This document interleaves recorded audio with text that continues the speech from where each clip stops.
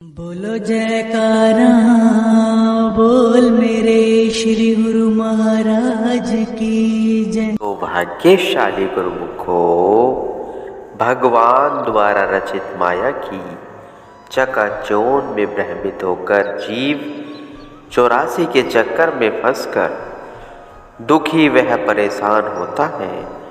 गुरु की कृपा से उसके सभी दुखों का निवारण हो जाता है और उसके अंतर्मनस में ज्ञान का उजियारा हो जाता है। वह अनंत सुख भोगता हुआ मालिक के धाम में निवास कर पाता है। संपूर्ण जगत में गुरु से श्रेष्ठ और कोई नहीं है। यहाँ तक कि ब्रह्मा, विष्णु और महेश भी सद्गुरु के चरणों में नतमस्तक हो उनकी वंदना कहते हैं। नारद मुनि जी ने हृदय से पश्चाताप करते हुए सद्गुरु के चरणों में श्रद्धा सहित सिर झुकाकर क्षमा याचना की और 84 के छूटने का उपाय पूछा। श्री सद्गुरुदेव जी ने अपनी असीम कृपा करते हुए फरमाया, तुम भगवान से जाकर पूछो कि 84 कैसे होती है। कृपा मुझे उसका नक्शा बनाकर बताइए। जब भगवान अपने कर कमलों से 84 का नक्शा बना देवे तो तुम उस पर लौट जाना। भगवान द्वारा पूछे जाने पर कह देना कि आपकी बनाई हुई 84 भोग रहा हूँ। वह 84 भी आपकी है और यह भी आपकी है। तब भगवान अवश्य ही तुम्हें क्षमा कर देंगे और तुम पल भर में ही मुक्त हो जाओगे। नारद मुनि जी प्रसन्न मन से भगवान के चरणों में उपस्थित हुए और उन्होंने सद्गुरु द्वारा बताई युक्ति से सहज में ही 84 से मुक्ति पा ली। सद्गुरु के एक वचन में इतनी दात एवं शक्ति भरी होती है जिसका अंत वेद शास्त्र भी नहीं पा सकते। आदि शब्द गुरुदेव का ताके अनंत विचार, ठाके मुनि जन पंडित वेद न पावे पार। परम संत श्री कबीर साहिब जी कहते हैं, परम संत श्री कबीर साहिब जी वर्णन करते हैं कि सद्गुरु की वाणी दूर की वाणी है। वेद शास्त्र मुनि वह अन्य विद्वान कोई भी इसका पारापार नहीं पा सके। जो सद्गुरु के वचनों को सत्य जान शीश पर धारण करता है उसके सब दुख दर्द नाश हो जाते हैं। प्राकृतिक भी सभी शक्तियाँ उसकी सहायता करती हैं। इसके विपरीत जो सद्गुरु के वचनों पर अविश्वास करता है वह स्वयं को घोर नरकों में डाल लेता है। कहा भी है, सद्गुरु शब्द उल्लंघे के जो सेवक कही जाए, जहाँ जाए तह काल है कहे कबीर सब जाए। अर्थात जो सेवक सद्गुरु के वचनों की अवहेलना करता है वह जहाँ भी जाता है वहाँ काल मुख पसारे खड़ा रहता है। इसी संदर्भ में एक कथा है। एक संत थे। एक बार उनकी मौज उठी कि लोग मुफ्त की चीज जानकर हमारे वचनों की कदर नहीं करते, जिससे वे लाभ से वंचित रह जाते हैं। इसलिए उन्होंने सोच विचार कर अपने एक वचन की कीमत 500 रुपये रख दी। एक सेठ का लड़का उत्तम संस्कारी था। उसने धीरे धीरे करके 500 रुपये एकत्र किए और वह उन संत जी के चरणों में जा उपस्थित हुआ। मन में यह निश्चय किया कि संत जी जो वचन फरमाएंगे उस पर पूर्णता अमल करके सच्चा सुख प्राप्त करेगा। संत जी के चरणों में वे रुपए भेंट कर उसने विनय की कि कृपा करके आप कोई ऐसा वचन फरमाइए जो मेरे लिए कल्याणकारी ही हो। संत जी अंतर्यामी थे। वे जान गए कि इसके ऊपर एक भारी मुसीबत आने वाली है। इसे वही करने के लिए कहें जिससे इसकी सारी मुसीबत टल जाए। संत जी ने उसे गोस्वामी तुलसीदास जी का यह दोहा कह सुनाया। तुलसी झागरे बढ़न के बीच परून जानी धाय, लड़े लोहो पावन दोहो बीच रुई जारी जाए। अर्थात दो बड़े आदमी परस्पर झगड़ रहे हो तो वहाँ ठहरने से हानि होने की आशंका होती है। पत्थर और लोहा जब आपस में रगड़ते हैं तो उनमें से आग निकलती है। यदि कपास उनके बीच आ जाए तो वह भस्मीभूत हो जाती है। लड़का समझदार था। संत जी से वचन लेकर वह उनका धन्यवाद कर वहाँ से चल दिया। संयोगवश संत जी के पास उस समय एक व्यक्ति बैठा था। उसने देखा कि संत जी ने सेठ के लड़के को केवल एक ही दोहा सुनाकर 500 रुपये ले लिए। उससे यह बात सहन न हुई। वह सीधा सेठ के पास गया और जाकर उसे सब बात कह सुनाई। सेठ ने क्रोध में आकर अपने लड़के को बुलाया और उसे सीधा संत जी के पास ले गया।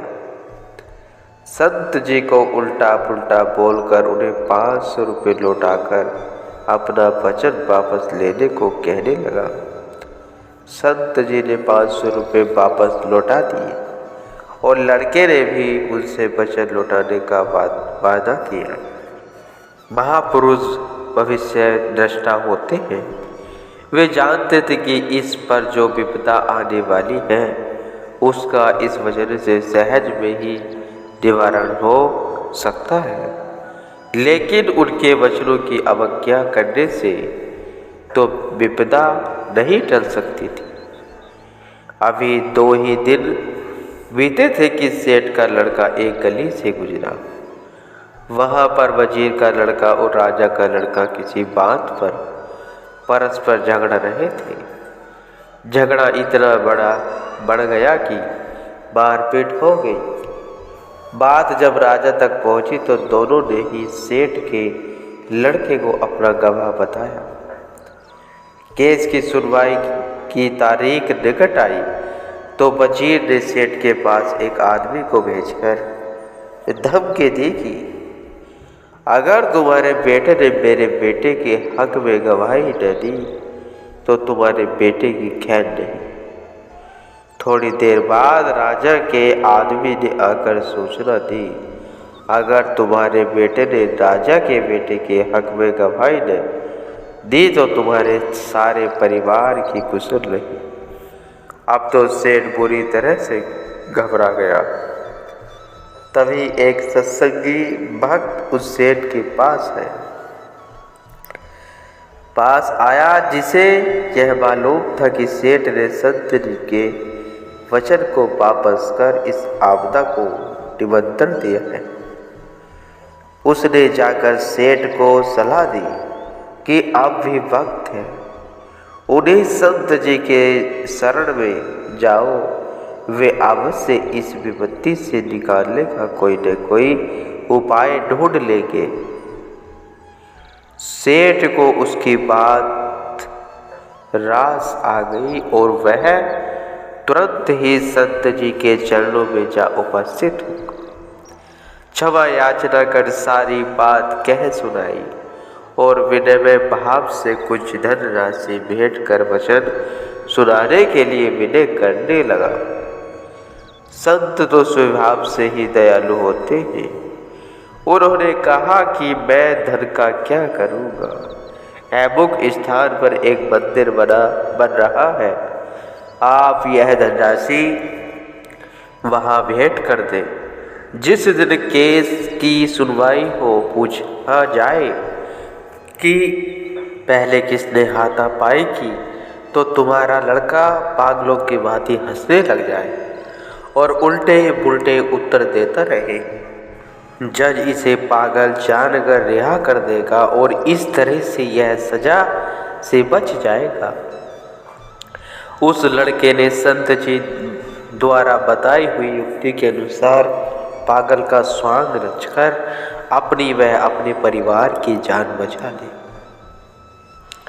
जज ने दोनों में सुलह करवा कर लड़के को सजा से मुक्त कर दिया। सत्पुरुषों के छोटे छोटे नुस्खे जीव को नवजीवन प्रदान कर उसे चिंताओं के समुद्र से निकाल कर किनारे पर लगा देते। संत कृपा से जिन्हें विवेक के चक्षु मिल जाते हैं, वे सत्पुरुषों से संबंध जोड़कर पूर्ण लाभ प्राप्त कर लेते हैं। सत्पुरुष फरमाते हैं कि संत सत्पुरुषों से मेरा लेन देन वे उनसे ही बड़ा व्यापार है। संतों से ही मैंने नाम का लाभ उठाया है, जिससे मेरे मन का खजाना परमपिता परमात्मा की प्रेम सेवा से परिपूर्ण है। ऐसे ही सच्चा सौदा सत्पुरुष श्री गुरु नानक देव जी ने किया था। उनके पिता कालू जी ने उन्हें 20 रुपये देकर कोई लाभ का सौदा करने के लिए भेजा। उन्होंने वह सारी पूंजी संतों की सेवा में व्यय कर दी। उन्हें यह सौदा सबसे उत्तम व श्रेष्ठ लगा। यह सौदा आज भी सच्चे सौदे के नाम से प्रसिद्ध है। इस प्रकार जिसने भी रूहानी धन प्राप्त किया, उन्होंने संतों की सेवा और भक्ति करके आज्ञा अनुसार चलकर ही प्राप्त किया। यह केवल पढ़ सुनकर करने वाली बात नहीं है, अपितु इसे पूर्णता अमल में लाने से ही उचित लाभ प्राप्त किया जा सकता है। हजरत अबू अली कलंदर एक पुस्तक में रसायन बनाने का नुस्खा लिखा। एक आदमी ने सारी सामग्री मंगवा कर उसे रसायन को बनाने का प्रयत्न किया, किंतु वह रसायन वैसा न बन पाया। उसका सारा समय एवं धन व्यर्थ हो गया। वह हजरत के पास गया और कहने लगा कि आपका नुस्खा गलत है, मैंने इस पर अमल करके बहुत धोखा खाया। हजरत ने कहा, चलो अब की बार हम बराबर मात्रा में दाल चावल लकड़ी पानी घी नमक इत्यादि लेकर खिचड़ी बनाई। उस आदमी ने अपने हाथों से कभी खिचड़ी बनाई न थी, अतः खिचड़ी कच्ची वे स्वाद ही रह गई। किंतु हजरत की खिचड़ी बहुत स्वादिष्ट बनी थी। उन्होंने कहा कि हमारे द्वारा बराबर मात्रा में सामान लिए जाने पर भी जैसी आँख की खिचड़ी ठीक नहीं बनी, उसी प्रकार वह रसायन भी ठीक नहीं बन पाया। उन्होंने रसायन वाली सब वस्तुएं लेकर उसके सामने रसायन तैयार किया और कहा कि सामने देख लेने पर भी तुम इस रसायन को तब तक तैयार नहीं कर पाओगे जब तक मेरे साथ इसे बनाने का अभ्यास नहीं करोगे। किसी भी वस्तु को तैयार करने के लिए अभ्यास आवश्यक है। यह विचार करने योग्य है कि एक साधारण रसायन बनाने के लिए भी अगर अभ्यास की आवश्यकता है, तो रूहानियत का ज्ञान पुस्तक पढ़कर या मन के कहने अनुसार कैसे सीखा जा सकता है। आज तक जिन्होंने भी यह दाद प्राप्त की है, सच्चे संतों की शरण में जाकर उनके आज्ञा अनुसार चलकर एवं उनकी सेवा करके प्राप्त की है। संतों की सेवा से अंतर्दृष्टि खुलती है और सत्य असत्य की परख करने का विवेक मिलता है। जिनके अंदर की आंखें नहीं खुली है वे मनुष्य जन्म के कदर नहीं करते एवं इसके द्वारा विषय विकार रूपी गंदगी ढोते रहते हैं और अपने अनमोल जीवन को व्यर्थ कर देते हैं। कहने का यही तात्पर्य है गुरुमुखो। हमारे श्री परमहंस दयाल जी हमसे कहते हैं आप सब कुछ छोड़कर, संसार के मोह माया को छोड़कर नाम का सिमरन किया करो, जिससे आपका मन भी आनंद में रहेगा और आपका जीवन भी सफल हो जाएगा। अपना लोक परलोक दोनों सहारा हो जाएंगे गुरुमुखो।